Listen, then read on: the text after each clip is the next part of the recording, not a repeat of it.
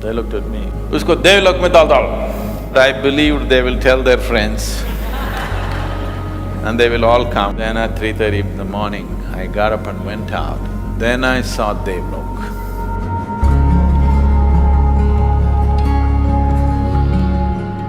I must tell you my experience of landing in Devlok.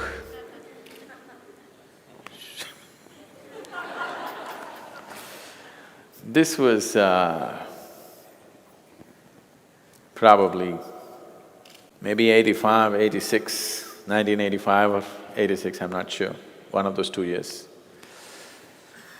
So I go to Himalayas and I'm alone, I trek. I don't have any woolen clothing because I live in South India. And I just have t-shirts, little thicker ones, and I have one canvas jacket. Canvas jackets do well in South because it rains. So I'm always in the canvas jacket because I'm riding on my motorcycle. If it rains, I never allowed bad weather to stop me from doing what I'm doing, whatever it may be. Whether I'm playing a game or I'm riding or traveling, I never allowed bad weather to interfere with what I'm doing. So even if it's pouring monsoon rains, I'll be just riding.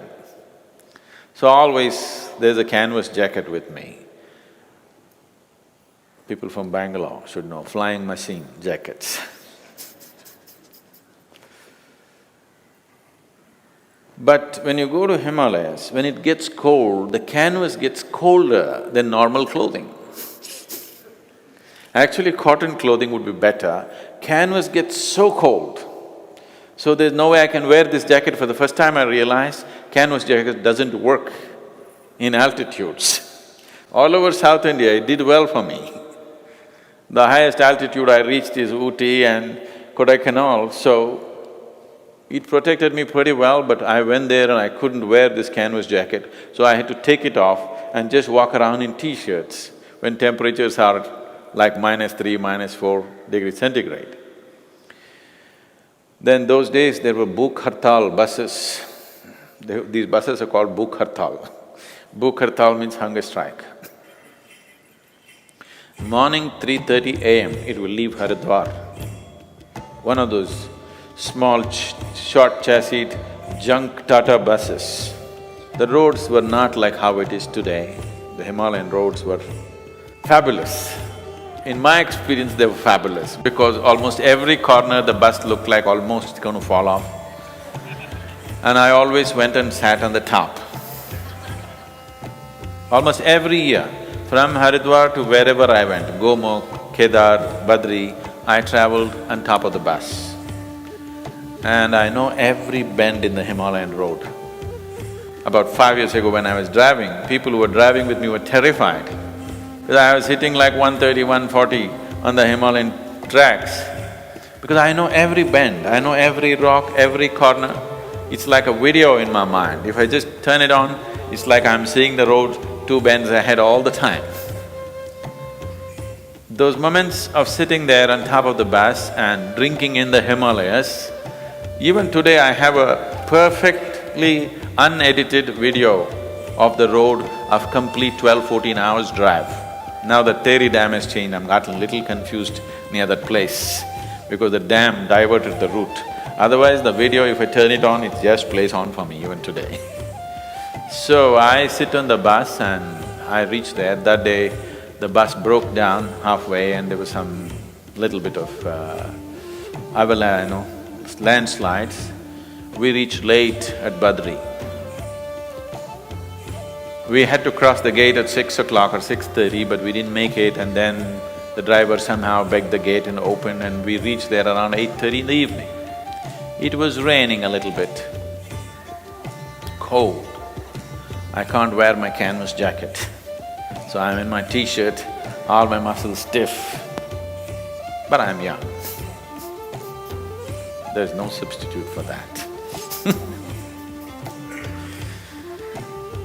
So I went around and I'm trying to find myself an accommodation. I'm a super budget traveler. Normally, Wherever else I went, in New Delhi, I always slept in the bus station. ISBT, I've slept in that station any number of nights. In Haridwar, I slept in the bus station. In Rishikesh, I always slept in the bank of Ganga. It's only further up when it gets cold. In Uttarkashi, I always slept outside. Only when I went further up into the cold, I need a place. Then I'm looking for one cheap accommodation somewhere to put my head down, I'm exhausted. I got some food to eat. That's one thing in North India, you get roti and aloo. Four different varieties.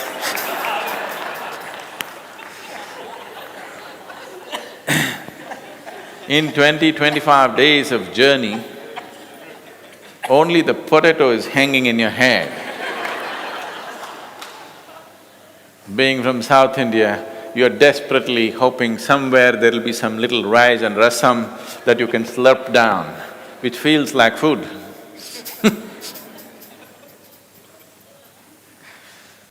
So, I ate the aloo. After the aloo treatment, I'm looking for a place. No place. They said every hotel is full. There were not this many, there were just one or two. They were all full. Then I went into an ashram. I forget the name of the ashram anyway. I went in and I said, I want to see Swamiji, whoever is there. After much haggling, they took me inside. I had eyes that they could not ignore. Now my eyes are like overworked and not the same. I had no beard, but I had eyes that they cannot ignore. So they took me in. Then I went there, two really nice big swamis, full orange robe, big bearded, they were like, I went and I said, I have come from south and I don't have a place to lie down and I'm all wet.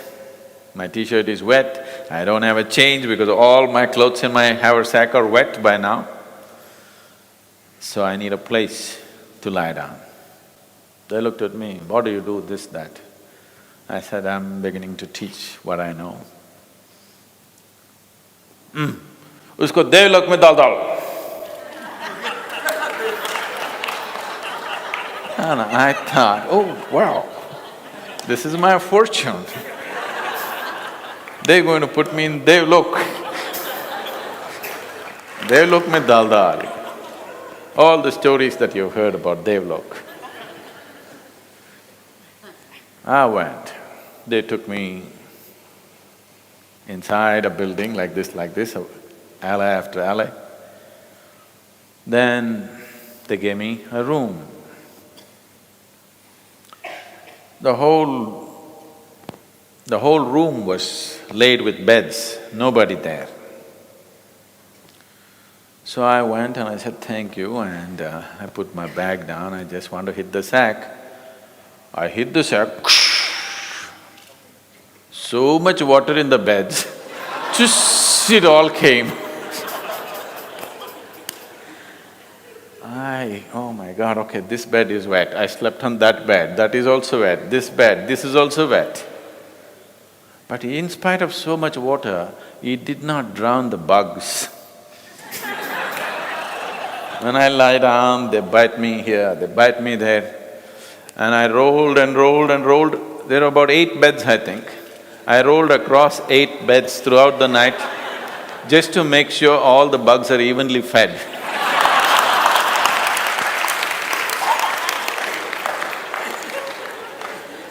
I could have at least stayed in one bed. Once they're satisfied, maybe they would have also slept. But I believed they will tell their friends and they will all come. I just wanted to confuse them a bit, lying here, lying there, lying there. Then I couldn't sleep beyond 3:30 in the morning. The treatment of the bugs and cold bed, watery beds, not cold, wet, not damp, totally like if you lie on it, your clothes will soak up, including your underwear, everything is wet in that cold. So then at 3:30 in the morning, I got up and went out. Then I saw Devlok. I was like no sleep and I thought I'll just get myself a tea and carelessly a little bit, walking like this. Then I just looked up. The whole valley is pitch dark. Just the mountain peak was white and golden, lit by the sun from elsewhere. I burst into tears. Then I knew I was in Devlok. No, it's our lok which is so beautiful that you don't have to go to Devlok. So that's my experience of Devlok.